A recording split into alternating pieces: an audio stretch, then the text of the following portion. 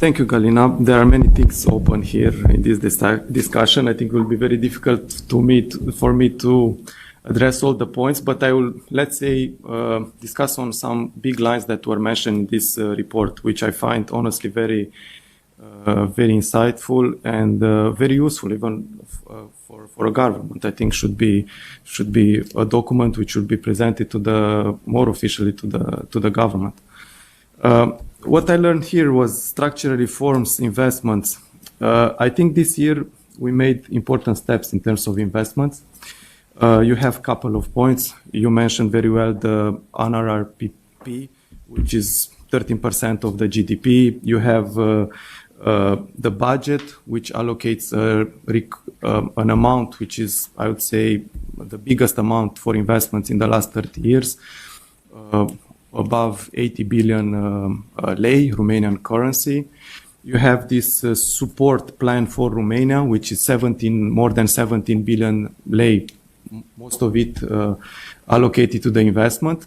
But what I can tell you, as someone coming from the private sector, is that the main challenge is, as was already mentioned, is implementation. But it's not, I won't go so much theoretically about implementation. It's also about capacity of the central administration to recruit people with experience in investments. It's a very challenging. The salaries, because you had a graph on the salaries.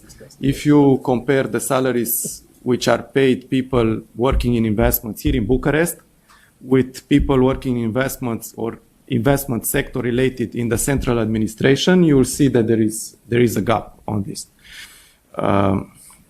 For sure, reforms should be done in this perspective because we have to be competitive in order to be able to recruit talents also in central government in order to promote those investments. If not, you will always have these discussions about what should be implemented, how should be implemented, what measures we should do. And most of them that you mentioned, I think they are in the public sector for years now. You mentioned the development bank. I'm very happy to announce that in the last 10 years since we are discussing about the National Promotional Bank, the Romanian Development Bank, as you want to call it, is the first time this year when we have a law in Parliament. Of course, I think that you might improve points in that law. Things can be improved, but we have a law which set up the general framework in registering a national development bank in Romania. And you will have very shortly, I think it's a matter of weeks, when the government will approve the formal setup of the National Promotional Bank, and we'll have it at the trade registry hopefully very soon. I really believe that by the end of the year. There are important steps which have to be made in this direction. I really like Gallina also in the help of World Bank in this exercise with the National Promotional Bank. We are working on the specific strategy, on the specific products which have to be addressed by the bank. And I think the devil, as he said, it's in the detail.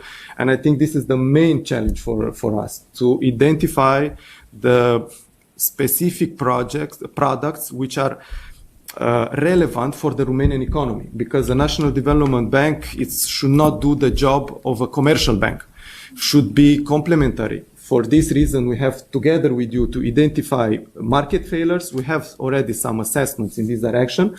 We have to review those assessments and to prepare specific products which address those market failures. Another point, I really believe that a National Promotional Bank will be a promoter in attracting additional EU funds. And also an anchor of stability, if you want, in Romania, because we know all of us, the governments and the public positions are so volatile in Romania, and sometimes you need an anchor of promoting investments and a long-term discussion partner for strategic investments. And also, of course, human capital, because this development bank is not about money, more it's about people, if you ask me. And agree. I also send the same message to the Minister of Finance. It's about people, not about money. If you have good people and competent people with relevant experience in this National Promotional Bank, then results will start to come. And we'll see big infrastructure projects which will be unblocked. I think the IFIs, particularly the World Bank, IFC, will be more than happy to see a big infrastructure project unblock and where you could crowd in some funds and some technical assistance. In conclusion, I mean, there are many things to be said, but in terms of investments, again, there are a lot of liquidities, not only in the market, but also EU funds, funds from the government, funds from the NRRP,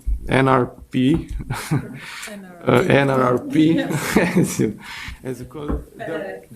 The main challenge it's having right people to unblock these projects. Together with our team, we are working now very careful, and probably you are aware of that, on setting up the first PPP project, public-private partnership project. So we are working very careful on that, because I really believe that involving the private sector in preparing the project and then investing some money on it. So having skin on the game, as you say, in the financial sector, and then monitoring the project, then we'll unlock some strategic investments and strategic projects. Because if you ask me, this is the only way in developing Romania. Having big investment projects supported by the government together with the private sector, which will crowd in money, expertise, and also the entire value chain around that project, and also the externalities which will be generated by the project. So we are working with a very small team at the Ministry of Finance on this. We are, I think, only five individuals on the team, and together with my colleague from the cabinet. With IFC, we have a couple of projects on the table that we are looking at. EBRD also came to us with some projects. We have also asked EIB to come to present us some projects. We are looking very much for projects which are relevant for the communities, local communities, not very big projects, because I think another thing that I really learned is to work on projects which are under the radar of, let's say, mainstream media and sometimes also political debates.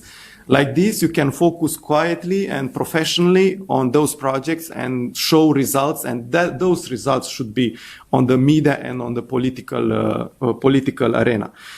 On the financing, indeed, in Romania, but not only in Romania, in the whole Europe, if you compare European Union with the US, you'll see a huge gap in terms of opportunities for companies to finance, right? In Europe and in Romania, for the time being, the companies are developing their activities based on credit lines from the banking sector. It's a reality. As a reply to this, the government came with the response of the Fund of Funds, which were allocated 400 million euro for financing management teams and private equity funds and venture capital funds, which I think will be honestly a game changer for the sector. I have to also confess, because I have a specific experience in this. I was previously a partner in a private equity fund before coming here, and also before that I used to work a couple of floors down for EIB from time to time, because I was mainly located in Luxembourg. I really believe that it's a game changer. I started to work in Romania since 2019. I remember there were a couple of funds in the market. When I look now, I see many private equity funds. They were also registered due to the opportunities, business opportunities, companies which are there. Let's not forget that also the stock market in Romania is growing significantly, and we are recovering, I would say, very fastly the gap with the Warsaw market, which is, I would say, exceptionally developed compared to the other Eastern EU countries, right? It's at the level of Vienna market in terms of capitalization.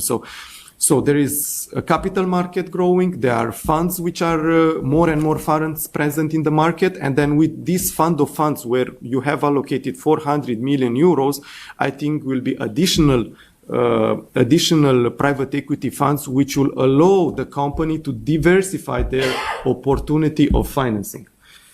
So there are a lot of things to be worked on. It's very exciting. It's very exciting to be Secretary of State at the Ministry of Finance, particularly in charge of investments and state-owned companies. I remain at your disposal, and thank you very much, the World Bank, for all the cooperation that we had so far.